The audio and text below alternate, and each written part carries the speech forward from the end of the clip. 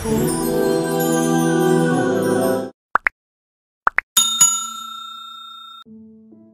هریره عاشق رسول اکرم خدا بر ما و شما میرساند.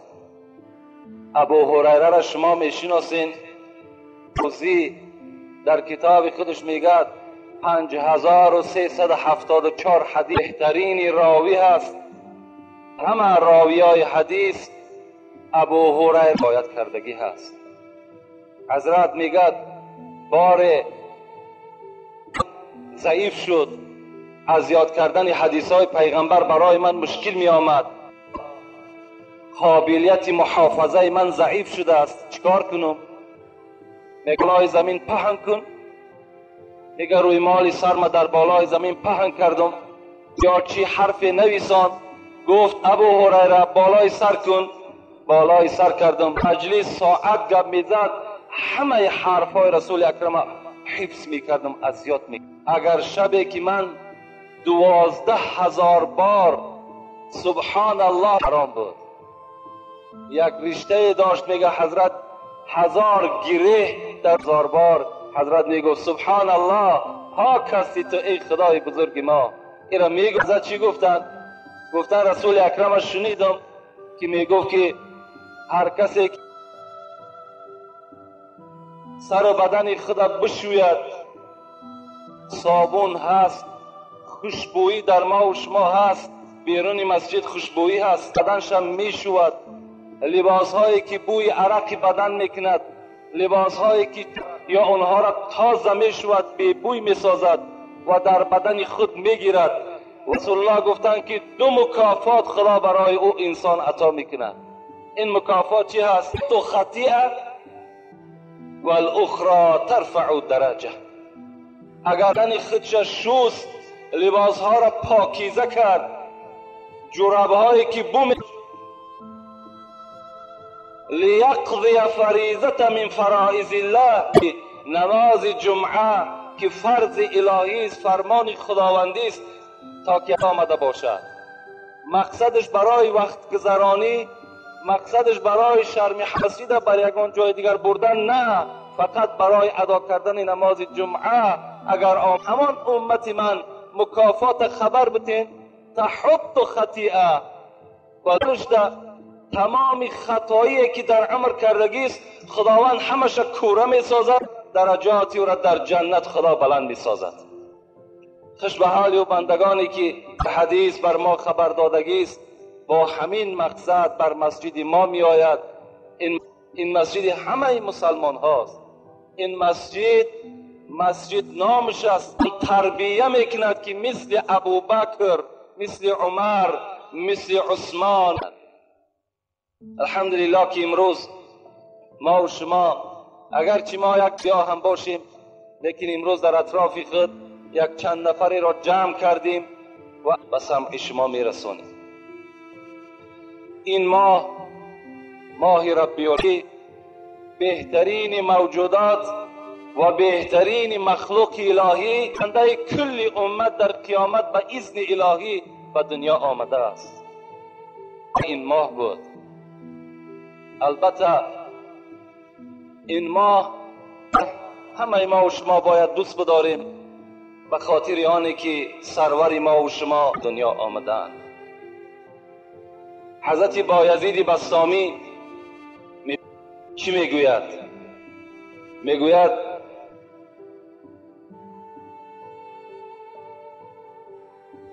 چونین فرمود روز پیر ز اسرار حقایق آن نکنام. یک روز میگد این چونین یک سخن شیرین را، چونین یک اسرار بر ما و شما حضرت خبر داد. بایزید بسطامی را هم میخواهم بایزید بسطامی همان شخصی بود که در بسطام، شهر بسطام، این بایزید حضرت جنیدالله بغدادی چی میگوید؟ میگوید این قدر و در منزلت مثل آن بود که جبرائیل، چگونه که در جبرائیل در بین ملائکه قدر و قیمت داشت، این بایزید بسطامی در بین ما اولیاها و ولیهای خدا همین مرتبه را صاحب بود. حضرت میگه همین که وقتی که به مسجد می آمدن میگد حضرت در راه گریه کرده می آمد. به مقصد مسجد که می آمدن در راه توف نمی کردن. تا این آداب خیلی بلندی داشتن. بار میگد نزد مسجد آمد، ساعتها میگه گریه میکرد پیش از داخل شدن مسجد. وقتی از اون میپرسیدن بایزید، میگفت حضرت میگفت من خودم را مثل زنی که حال و گناه است و سبب ناپاک شدن مسجد می شود، خود بیرون مسجد می ایستم، از بس که من که بنده گناهگار هستم. در تصورات من، در فکر من این من آدم گناهگار، مسجد یک موضع پاک است، شاید که این آدم معصیت آلود از من آدم گناهگار شاید که ناپاک شود. چی داشتن؟ خاک پای بایزید بسطامی از تمامی ما و شما بهتر بود.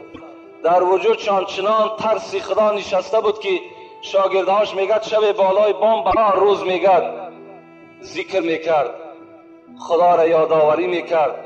وقت آمدیم نگاه کردیم که بایزید بسطامی در یک کناره بام میکرده بود. نگاه کردیم پیشابش کلن همه خون بود. وقتی میگه از او پرس باشید طبیب حاضر کنیم، این خون از وجود شما بیرون شده است، میگه حضرت به جانب ما این درد من دیگر درد است. بالای بام بودم، گفت جوانی جوانی کرده بودم، یادم آمد که در جوانی یک خطای از من گذشته بود، داده شدم، چنان زاره و تولا کردم که فردا اگر از همون خطایی از همون بپرسد من بر خدا چی جواب میگفته باشم. از این خاطر گفت پیشاب من برخروز ما و شما ریشای ما و شما مثل کفن سفید است. پیش گناهایی که کرده میشینیم با اورچکار میکنیم، یادآوری میکنیم چی معیشت داشتیم، چی زیناکاری داشتیم. اون معیشت نبود، اون معصیت بود.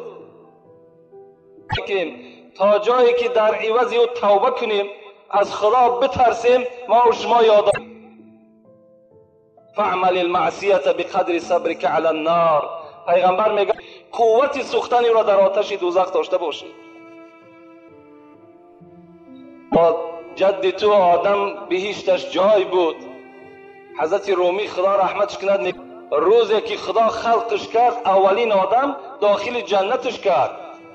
جد قدسیان کردن بهر او سجود. تمام ملائک حضرت آدم در گناه ناکرده گفتندش تمام مذنب برو بیرون جنت. خدا گفت بر این گندم نزدیک نشو. با وسواس شیطان گندم را خورد، در امر الهی تجاوز کرد، خداوند از جنت بیرونش. یک گناه. رومی چی میگوید به سوی ما و شما؟ تو طمع داری که با شوی ای روسیا، تو طمع داری که امروز تا بیگه فقط و فقط آلوده هستی، بزم این باز میخواهی که وارد جنت جاویدان شوی؟ جای گناهگار نیست، جنت جای پاکان است، جنت جای عاشقان الهی هست.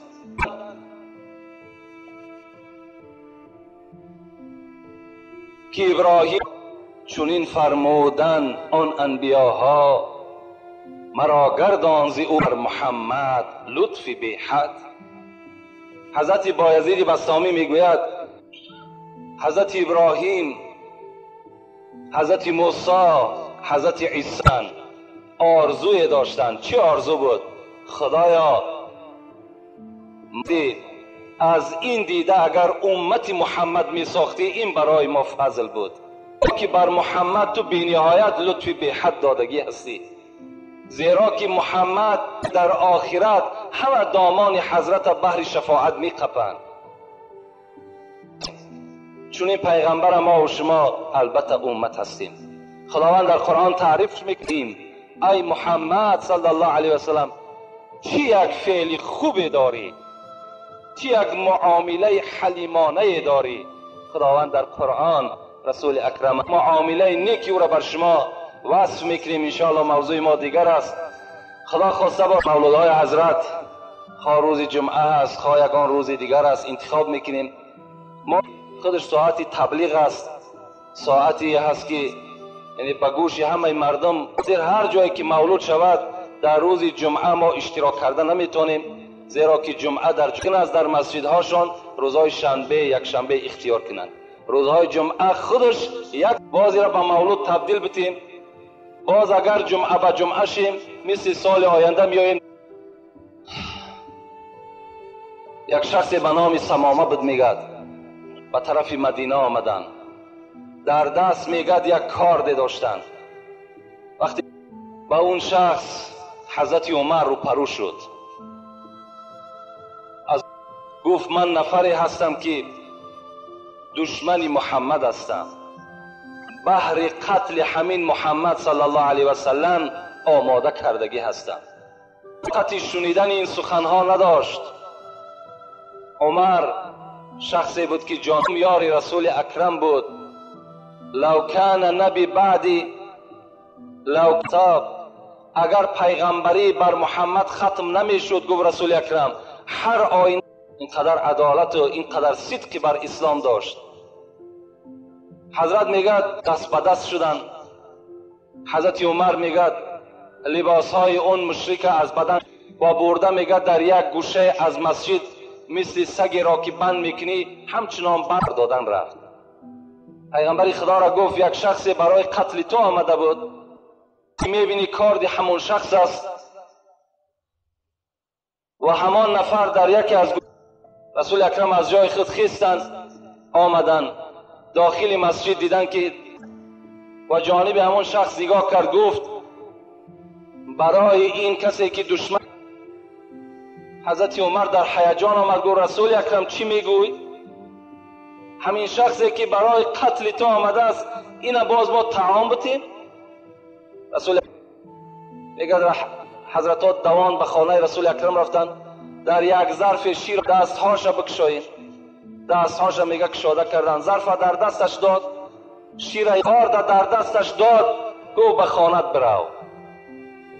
حضرت عمر رسول اکرم توجه به عمر نکرد و حضرت عمر میگه پیش از آن بگو ای مشرک خدا، اشهد ان لا اله الا الله اشهد ان محمد رسول الله.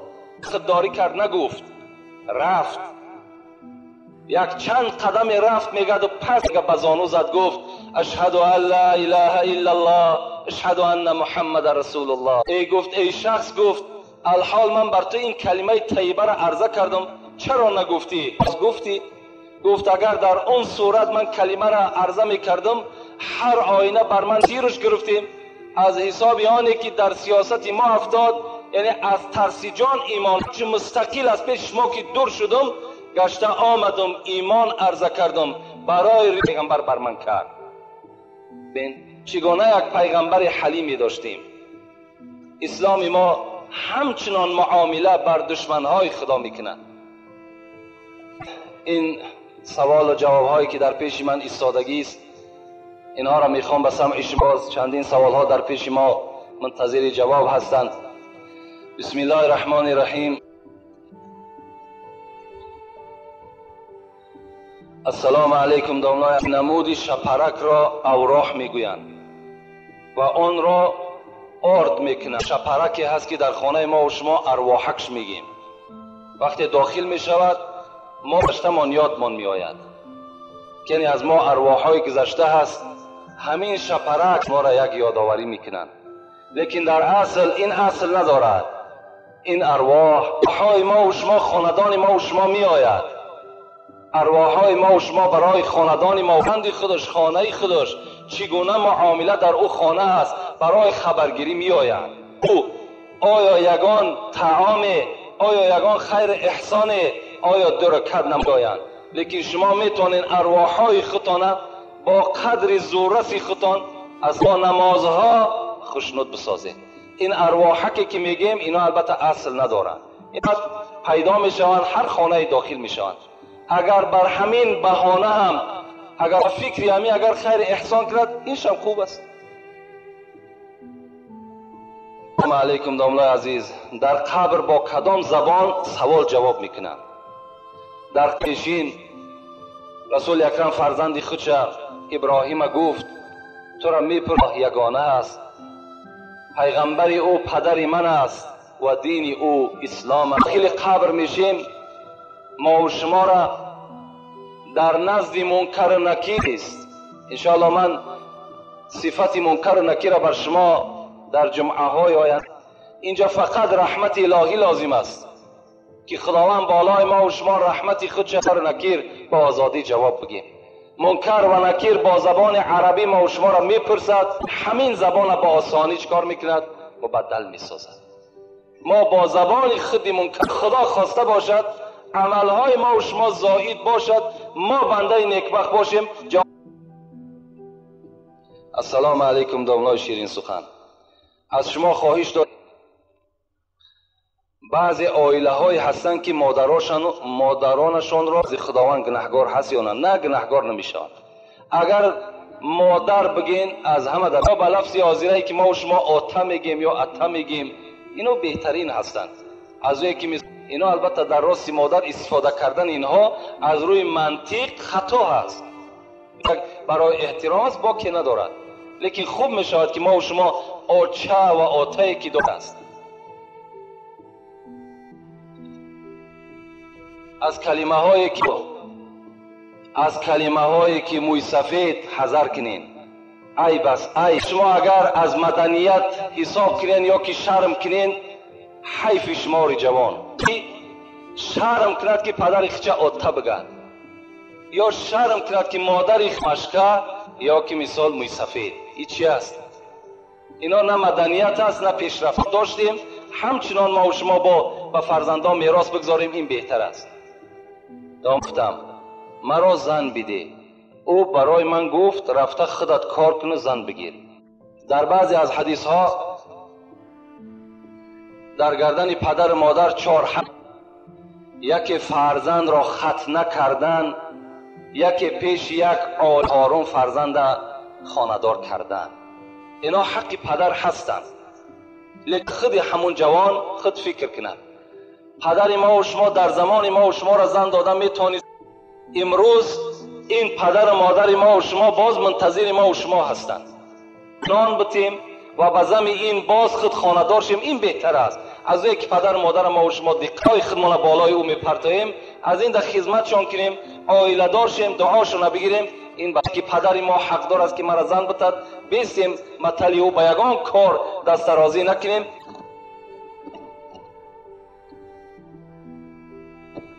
السلام علیکم. زیرا که به همه سوال ها نمی رسیم، من از شما خواهش میکنم که این سوال من رو جواب دهید.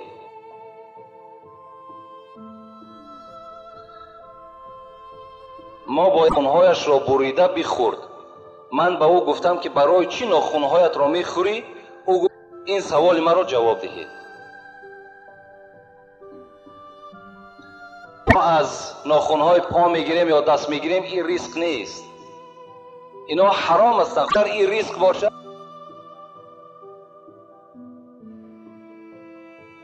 مرا با پررگی جواب دهید. یک برادر به دست کش بی نماز است و لباس بالاگیش با نماز است. نمیشه. خدا در قرآن ما و شما را چی میگوید؟ یا ایها المدثر قم فانذبک فطهر و ثیابک فطهر. خدا میگه وقتی که تو بالای لباس ها تا پاکیزه کن، لباس ها تازه باشند، بعد تو ذکر خدا را داشته باشد، خواه روگیش باشد، خواه تاگیش باشد، بی نماز باشد، نماز شما جایز نمیشه. بالبزلتی، حتی عباره مختصر بین میگه اگر لباس چیرکین باشد ندارد، از چیرکش از بوی لباس هم پرهیز کنید، اگر که اولا نماز ما و شما درست نمیشه. السلام. علم شما را خدا باز دوچند گرداند. اول من به بیماری قند مبتلا هستم. دوم بعدن آیا تلبنده را دشنام کردن این کار را کسی کرد که دستی رسا و با دولت است. به کسل قند مبتلا هستند، علاخصوص در این جمعیت ما در این محلها مبتلا هستند. علاخصوص این سوال دهنده هم طلب شفا کردن، خدا همگیشان شفای کامل